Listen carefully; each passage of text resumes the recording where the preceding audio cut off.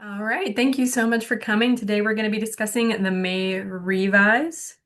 My name is Stephanie Goldman. I'm the Executive Director of the Faculty Association of the California Community Colleges. Jason, you want to introduce yourself? Good evening, everyone. Jason Henderson, Government Relations Coordinator. And we'll also have President Sarah Thompson joining us later. She's just finishing a class right now. A couple of quick notes. We are recording this, so people can watch it later. And then we'll be doing questions at the end. So I apologize if I don't pause, take questions. We only have a very short amount of time, and a short amount of attention, so I want to make sure we get through all the materials and then we get to the questions. If for some reason we aren't able to get to your question, answer your question, you are more than welcome to email either one of us and we will answer you via email or call us. Awesome. Thank you. All right, so we are part of the Faculty Association of the California Community Colleges. FACC's mission, as a reminder, is to inform, educate, empower, and advocate for faculty in service to students and the communities of California. And we are proud of the work we do. Today, we're going to be talking about the May Revise. So I wanted to give a little bit of context about where we are in this session on this time of year. Looking at the audience we have here, I know a lot of you are incredibly familiar with with the budget and the state of California and how this works.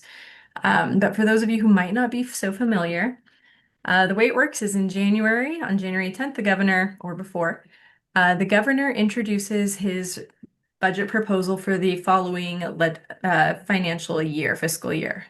For the state of California, which is different from the federal, our fiscal year runs from July 1st through June 30th. So as soon as that proposal is out and in the air, we are off to the races.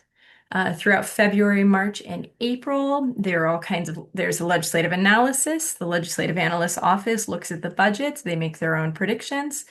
If you're not familiar with them, they are a nonpartisan state agency that speaks to all kinds of stakeholders and gives recommendations to the legislature. The legislature also handles a number of hearings. Jason here is our registered lobbyist. He is at all of those hearings. He gives comment, he listens, just to figure out where people are. And we also have meetings on meetings on meetings in the legislature and in the swing space. In May, which is where we are now, the governor is required to do a May revise, basically a revision to his original proposal. And that is usually based on the new numbers that come out, how much, folks have paid in taxes. We're in a super interesting year because we are still somewhat in an I don't want to call it a bubble, but likely is a bubble. The governor touched on a number of things during his May Revise speech this year. He said he wants to ensure that the upcoming governor has a pretty healthy budget to work with. He wants to take advantage of the position that we're in. He talked about maybe expanding how much money we can put into the rainy day fund because right now we do have so much money coming in due to capital gains and all of that. So it's a really interesting year, a good year for Prop 98. Then from here on through June 15th, there will be additional hearings and a lot of discussion to what we call the big three. So the Speaker of the House, the President pro tem of the Senate, and the governor will all meet, talk about their priorities, some of the things that have risen to the top, and what they want the budget to look like. By June 15th, we have to have a budget passed. And the reason for that is otherwise the legislature doesn't get paid. And they are huge fans of getting paid. What that has meant in recent years is that the a budget gets passed, but we may still continue negotiating into July and August on budget bills juniors and trailer bill language and additional other issues that come up.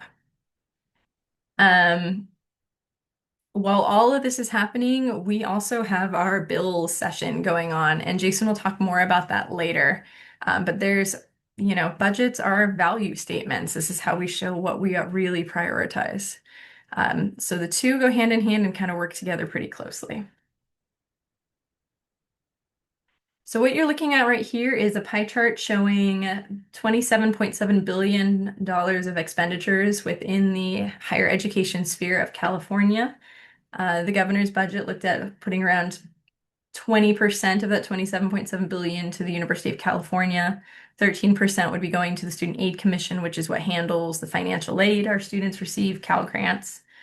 CSU would be getting around 20%. And then when it says the Board of Governors, that's our community colleges. And that's around 38% of that $27.7 billion. Again, this doesn't include federal funds or other grants. So really, we get quite a bit more money than this.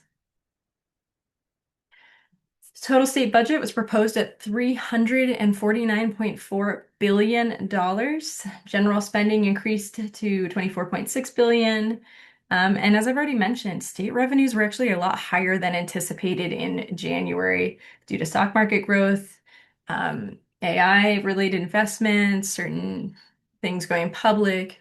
And we've had this happen a few years in a row now where we've kind of anticipated a not great budget year in January. And by the time we get to May, we actually see a significant increase in the amount of money that's coming in. It makes it a little bit difficult. You have to kind of change your budget strategy as the year goes on because you start from a very conservative place. And then you kind of move into a position where you end up talking about more money than you thought was going to be in the pot. And this is particularly true for our community colleges, which are under Prop 98. Budget reserve and fiscal outlook, we are looking at state reserves projected at $29.9 billion. I know a number of you will recall we had amazing reserves under Governor Jerry Brown. We've had some fluctuations since due to COVID and other issues, but that's a pretty significant pot. The administration does warn for future deficits, and the reality is we don't know if this revenue growth is sustainable or not because so much of it is on the back of on Silicon Valley, frankly, and we've seen this happen before. So community colleges were definitely a priority in this most recent budget. I can't say that about every budget we've seen in recent years, but it was nice to see that this time around. The proposal really emphasizes stability in community college funding. We've seen investments tied to the Vision 2030 and some of the priorities of the chancellor. And then there are a number of one-time and ongoing investments in colleges and students. And I will say, we're looking at protecting quite a few programs from cuts, paying back deferrals, which is really, really interesting to see. All right, Proposition 98 for all of you budget wonks.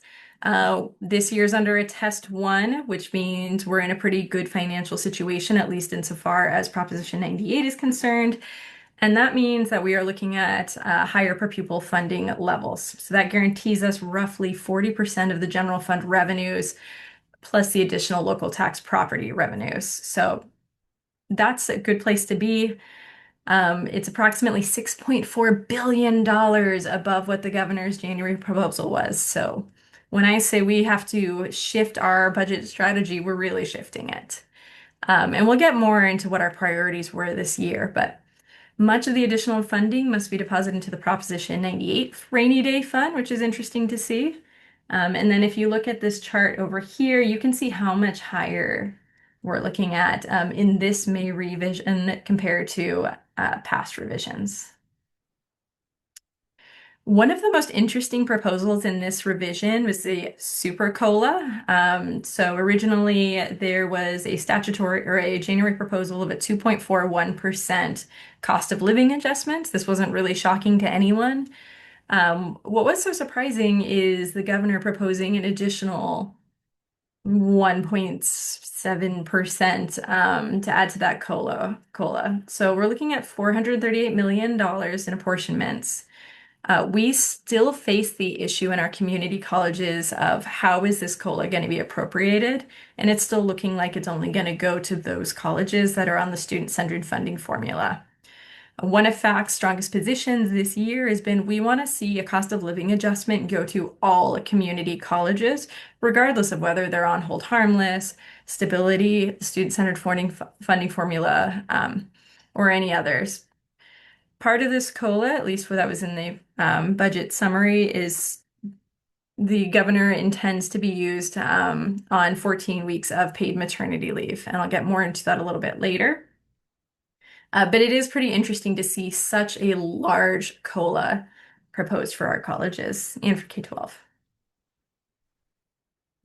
So I already kind of mentioned this, but part of that discretionary COLA, that 1 point X%, is to help cover the governor's proposal of doing up to 14 weeks of paid pregnancy disability leave. The FACC has been working on trying to get paid disability leave since at least 2019. That's when I got to work on one of our first bills that we co-sponsored, I believe, alongside CFT at the time. Last year and into this year, we've been co-sponsoring a bill with CTA on paid pregnancy leave. So this is something we've been pushing for a long time. Our faculty deserve to have paid pregnancy leave. It's important to note that this isn't just for community colleges, it's also for K-12 as well. So that's looking at a significant improvement in the lives of some of our female faculty members. One of the additional concerns we've also had with paid pregnancy leave or the lack of paid pregnancy leave is that when you go to retire, women who have chosen to have children or people who have chosen to have children often have less sick leave for that credit. So hopefully this will help with some of that. So it's a huge, huge improvement. We will be continuing to advocate for this. Just because it's in the May revise doesn't mean it's actually guaranteed to be in the budget. So we need to make sure that our legislators understand that this is a massive priority, and we've already started engaging in those conversations. And it's important to note implementation details, bargaining impacts may vary by district. I know some districts already offer some form of maternity leave or parental leave. So please keep an eye on your district. We're also looking at they continue to fund enrollment growth. The idea is to support colleges serving increasing student demand. There are thoughts that it could create additional teaching opportunities. No changes to the current 10% cap on funded FTS growth. But the budget is maintaining funding for 1.5% enrollment growth over the next 2 years. There were quite a few proposals for student support investments. There was $100 million in one-time student support block grant. We do support that. We've been supporting that this, whole budget year. We always support our students as much as we can. Um, those funds can go on. There are other funds that can support housing, food, childcare. And the idea is that these programs are supposed to improve equity and retention as much as we can with funds available through 2030. There's also a proposal for expanding prior learning and credit for prior learning. So it looks like there's that $35 million one time in it, as well as $2 million ongoing investment. The argument coming from the governor and some folks in the legislature is that they want to expand opportunities for veterans, working adults, and apprentices. Now, this is one of those things that's been different parts of the state, different districts are handing credit for prior learning differently. It's been somewhat inconsistent. So it is something to keep an eye on within your district to see how it's actually being managed, and it could impact curriculum and evaluation processes. So on the technology and data side, the community college chancellor is very pro technology, very pro artificial intelligence. If you've been watching the Board of Governors meetings or Consultation Council, where all the stakeholders get together, or even just watching the news, the chancellor has entered into a number of memorandum of understandings, MOUs, with AI businesses, corporations. I think a lot of people have seen the changes to Canvas, not even referring to what happened last week or the week before, but just to the integration of AI into so much of the software that colleges and faculty and students rely on. We keep a close eye on that. Obviously, we have massive concerns about the implementation of AI. We've been on the forefront of ensuring that our faculty jobs, librarian jobs, counselor jobs are protected from AI. But we're seeing additional, proposals, including some that are going to be up at the Board of Governors meeting tomorrow, where we have concerns about this, massive investment in technology instead of into our faculty and our teachers and our students. So one of the proposals or one of the portions of the May revise is $36 million in one time and $5 million ongoing for common cloud data platforms. We've expressed in the past that we have concerns about putting this much money. It's a huge amount of money into something like that. But their idea, the incentive behind it, at least from the Chancellor's office and others, is to improve data sharing, support statewide tools like e-transcripts, and there's this expectation that a lot of these, that all districts will transition into some of these by 2030. There's also significant workforce and career education investments. You're seeing a huge push on the state level in nursing program expansion funding, food service workforce training, adult learning demonstration projects have expanded. And then, of course, there are the investments in dual enrollment. Now, we do have some concerns about this. I think a lot of you saw last year that we put out a survey to all the faculty statewide. We had hundreds and hundreds and hundreds of responses on dual enrollment and how it's being implemented. And what we've seen from that survey is it is just major discrepancies throughout the state, massive concerns. It's being rolled out incredibly fast. And there's, of course, that concern that it's, we're robbing Peter to pay Paul, which is we want to keep enrollment up. So we're going into the high schools, sometimes even the middle schools, to get students. However, we know that there's a decline in enrollment in TK, kindergarten, first grade, and our elementary grades. So eventually that decline in enrollment will likely reach us. Some would argue that we should be investing more than in adults and older adults in particular. So it's been an interesting conversation at the state level. But we do see a big push from the legislature and from the governor in these dual enrollment investments. And then Calbright, the fully online community college. There is a proposal to increase funding for Calbright from that 15 million to $53.1 million. Now, I will say that while most of our community colleges have seen some increases in fundings over the past several years, Calbright's been pretty much consistently funded at the same level. Um, I can't speak to how they're using their funding and what they need, but we have requested data from them to see how, different students are doing, how many folks are actually graduating, how many folks are actually getting jobs in relevant careers once they finish. So keep an eye on the weekly and our publications to see what comes from that, because I think we're all very, very curious about what's going on in Calvert. And then facilities and capital outlay. There have been years where there's been almost no money in capital outlay, so it is nice to see some proposals. At the end of the day, we all need functional colleges. And typically FACCC is very supportive of these kinds of investments. We're looking at 29 continuing projects, 10 new projects, 736.9 million proposed for these projects, and then another 120 million for deferred maintenance and repairs. So this is the first time we've seen that kind of funding since 22-23, at least for the deferred maintenance. And then we have the student-centered funding formula. I was hoping Sarah would join us, and if she hops on, she'll be able to speak to the student-centered funding formula. But basically, the district funding floor remains in place. Districts are either going to get their SCIP funding, the 2024-25 funding floor, and we are just incredibly concerned about the long-term student-centered funding formula issues. One thing we have been proposing that has gotten some traction both with legislatures and even certain districts is the idea of creating a work group to come up with a funding formula that provides stability and real equity to all of our colleges, because the funding formula in its current form does not do this. And we will see this should the COLA go through and not go to every single college. We are going to see the inequities increase simply because the cost of existing, the cost of power, food, everything, gas has gone up so much. And our colleges have to deal with the same inflation as the rest of us. So to deny them a COLA just puts them further behind others.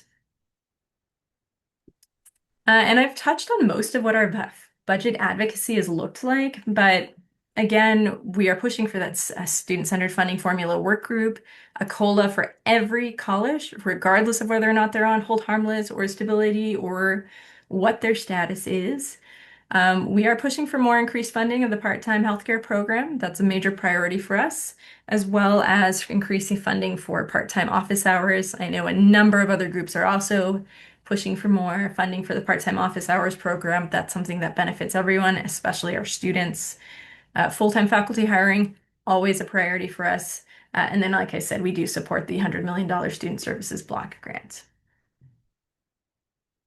So, how can you help with this? Well, there's quite a few ways, but I've put a QR code on this. We sent out a link in the weekly on Saturday, and then we sent out an additional email today about how you can get involved.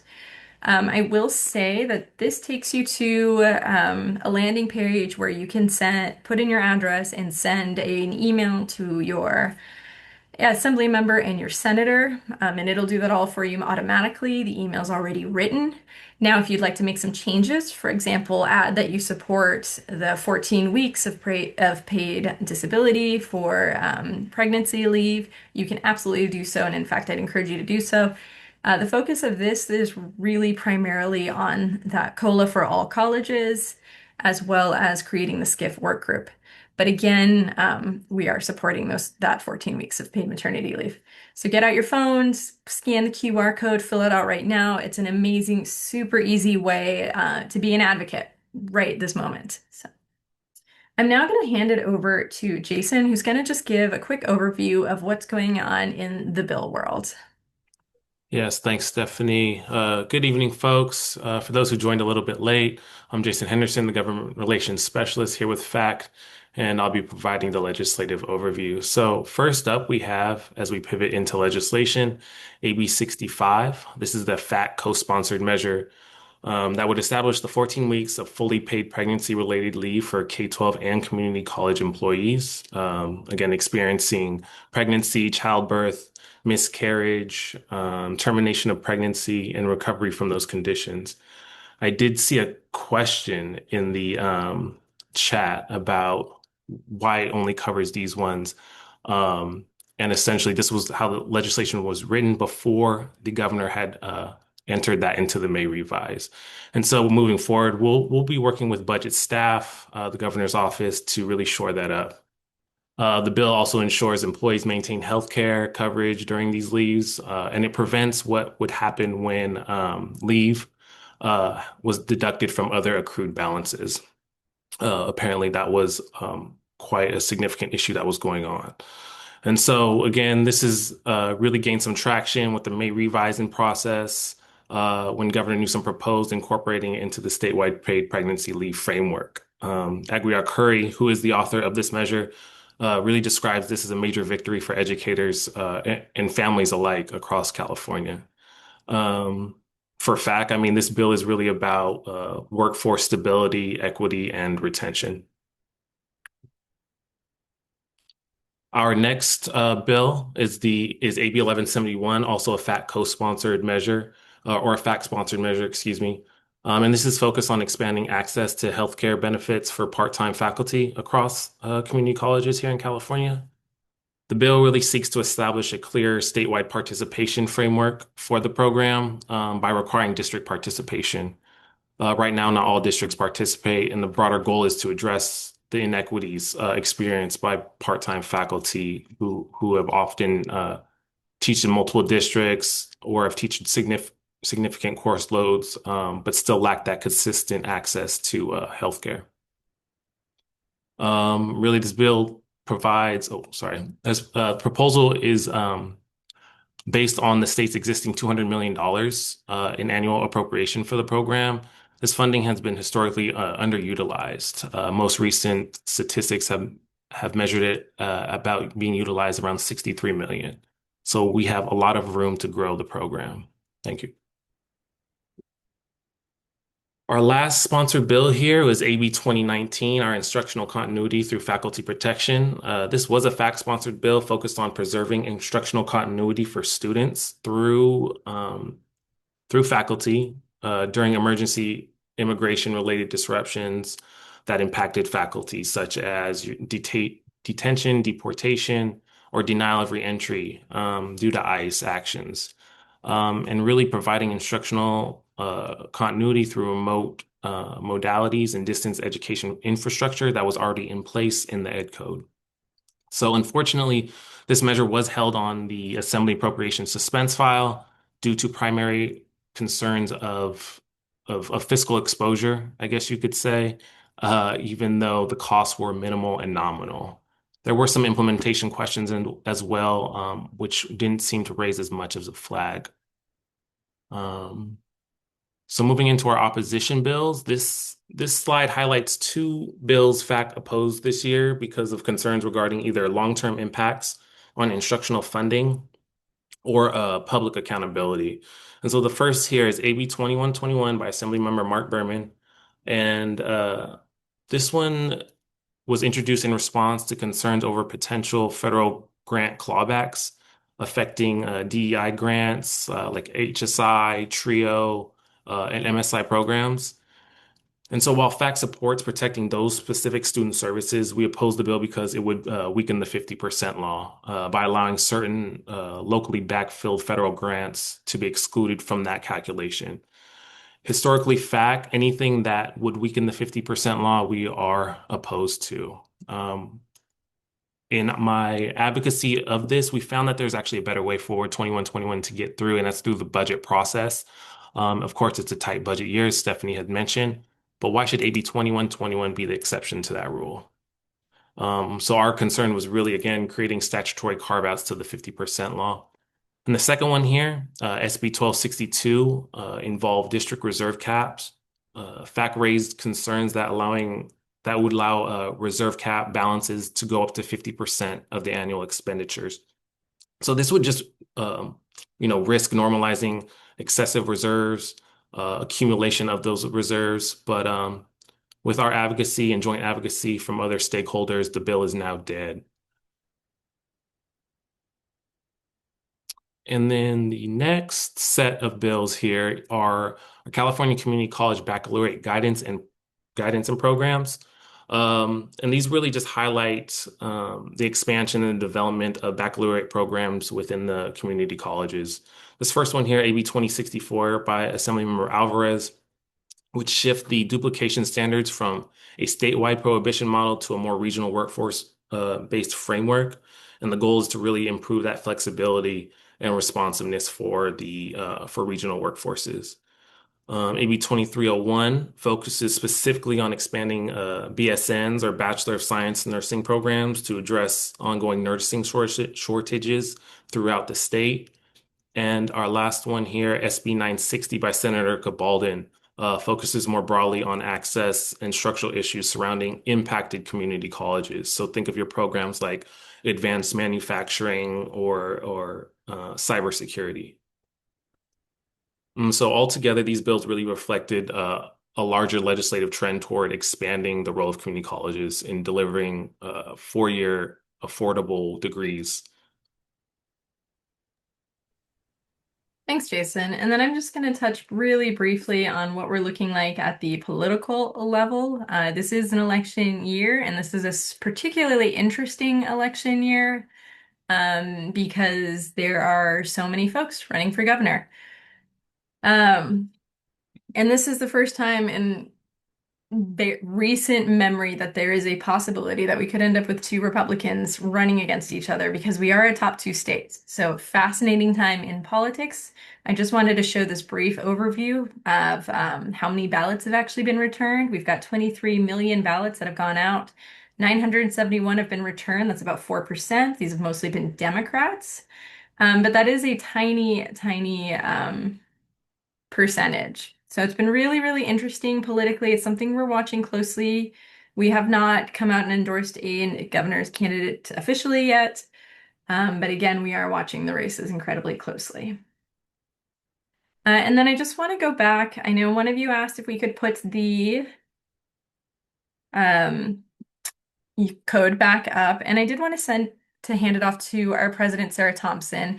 I've already touched somewhat on the SCIF, our concerns around the SCIF, but our president's done an incredible job of coming in January, and just taking the bull by the horns on the budget side. She's got a tremendous background in these numbers, which, Jason and I are great and we're strong on the policy side, but if you hand us a spreadsheet, our eyes will slowly close. So I want to give Sarah an opportunity just to talk about some of the incredible advocacy that she's been doing, because she's been up in Sacramento a tremendous amount the past several years or several months. This time of year always feels like long. Um, and I just want to give her an opportunity to kind of share the experience. Well, it actually has been years because I was doing it when I was vice president too. Now I'm just doing it as president. Good evening, everyone. Yes, this is my favorite, most hated topic to talk about, which is our student-centered funding formula. Um, since I wasn't here earlier on the webinar, I'm sorry if anything I say is slightly repetitive, um, but I am part of the drive that keeps me going in this advocacy to replace the formula we have with another is that there have been so many unintended consequences of the implementation of this model since its origins. The model was created externally to our system. In other words, it was created by people who were not system practitioners. Came from a good place. It came from a place of a exiting governor of Jerry Brown who wanted to help primarily rural districts that served populations that had historically been marginalized or excluded and who were actually discriminated against under the then funding formula, which was by enrollments only. But since so many rural districts had difficulty in finding feeders to grow, right? However, they took this philosophy, they took this aspiration and created something that has never really worked in our system. We're in year 8 now, seven or 8 now of the funding formula, and we're still struggling, right, to make this formula work for the system. And in fact, there are fewer districts that are being funded by the SCIF this year than there were last year. So one of the challenges with the SCIF formula is that it is very difficult for districts to stay in one spot. Districts that could be funded by the SCIF 1 year later, slight changes in enrollments can no longer be funded by the SCIF. They have to be funded by another category called stability, which is basically meant to be temporary. Districts that are on stability may find themselves moving back to the SCIF, or they may find themselves actually moving down to hold harmless. Part of the problem with the SCIF model is that as it continues not to function well in our system, there are more and more categories of potential funding that are created. And sometimes individual districts make deals with the chancellor's office to be forgiven from having to meet SCIF metrics for one reason or another. But unfortunately, these MOUs are not universal. They're not offered universally. So some districts that are struggling get help, and other districts that are struggling do not get help. And so one of the things that was very encouraging to our SCIF advocacy this year was that the California League, the Community College League of California, which is the advocacy organization for our CEOs and our board of trustee members, hired a researcher to evaluate the SCIF and its stability and the things that affect the SCIF functionality. And her findings were almost identical to ours, which was the model was poorly conceptualized initially.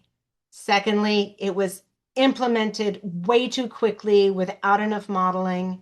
And three, that it is too complicated with too many metrics and not enough districts, right, can be funded purely on the SCIF model.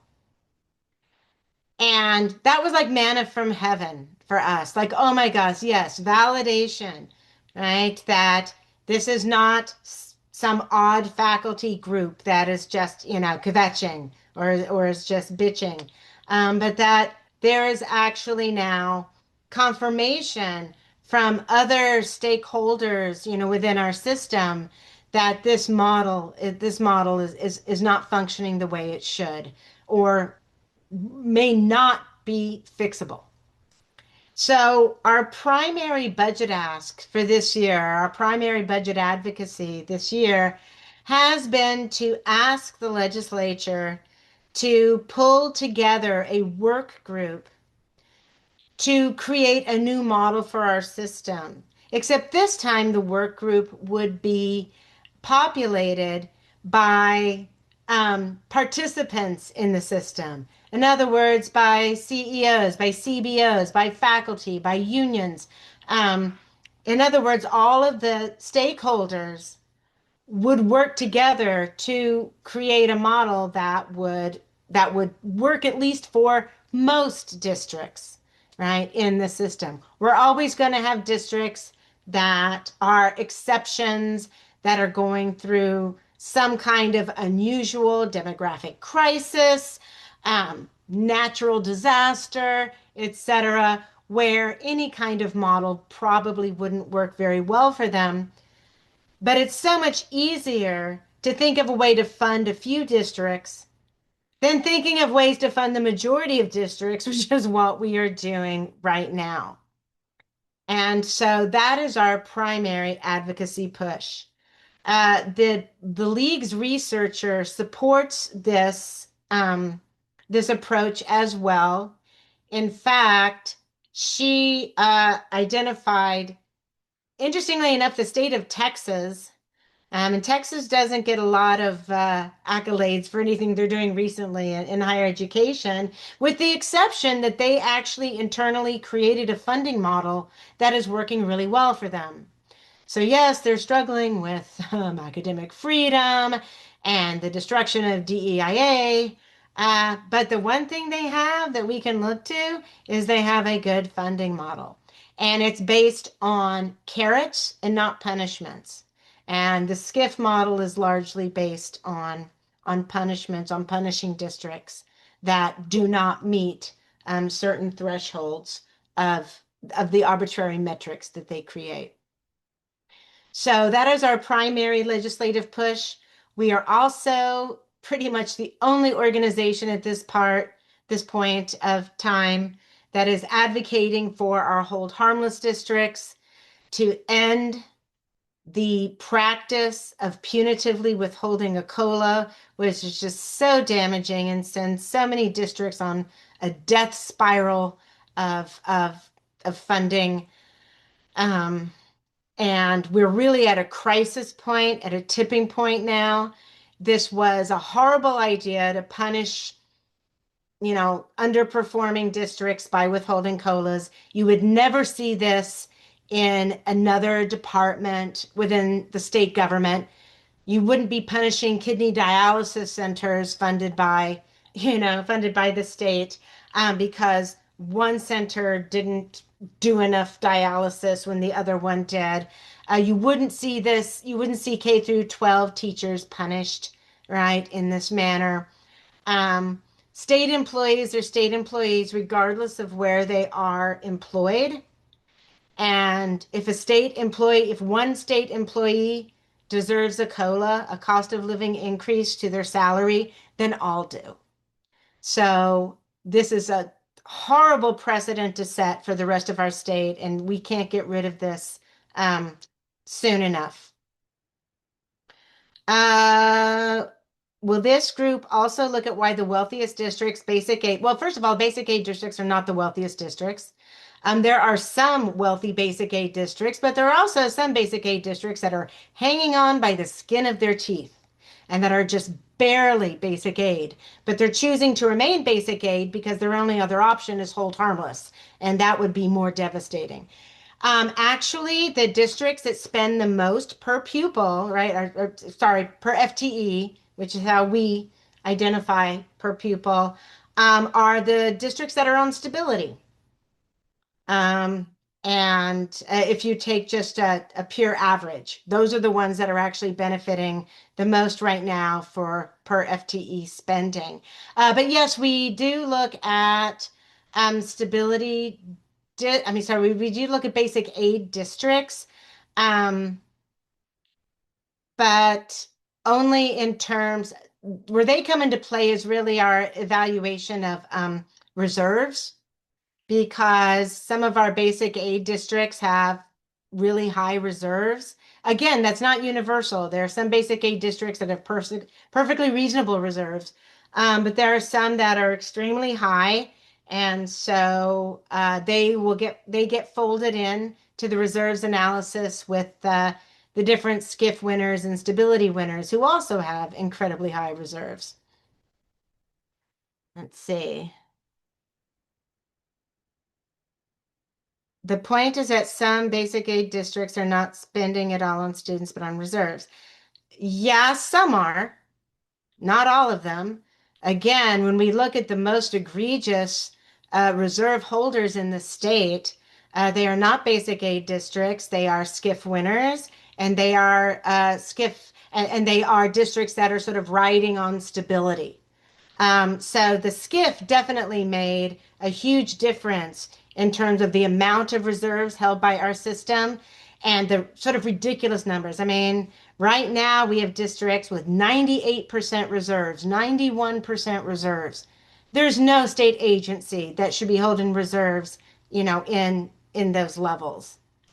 Period. In fact, we would argue, no district should probably have reserves over 33%, right? And those that have 33% should probably be the districts that often also struggle with infrastructure issues like living in a region where there's not really great satellite service, and they have to expend a lot more on Wi-Fi capabilities that may not have adequate water service.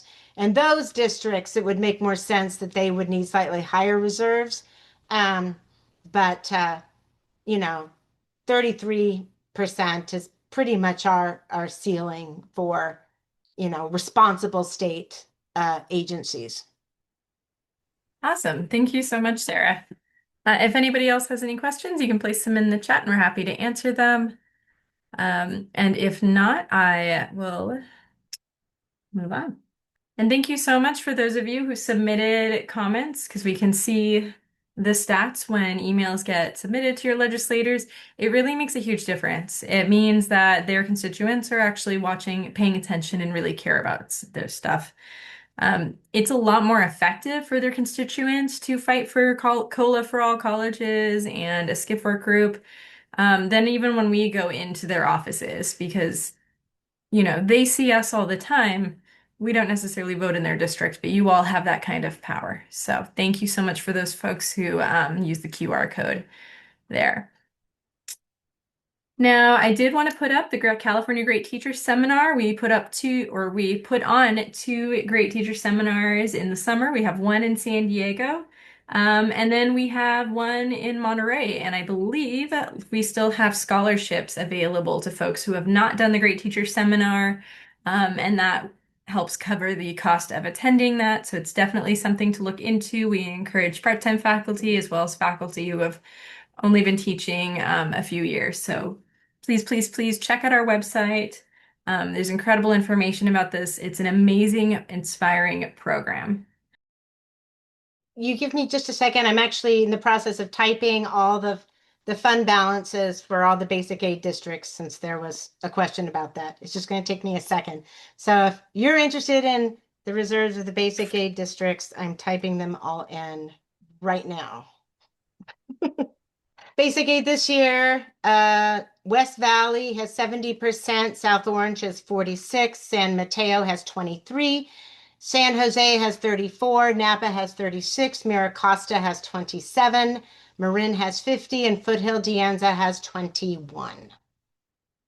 All right, thank you so much, everybody. There's my email address in case any questions come up about the budget, our bills, or any number of things.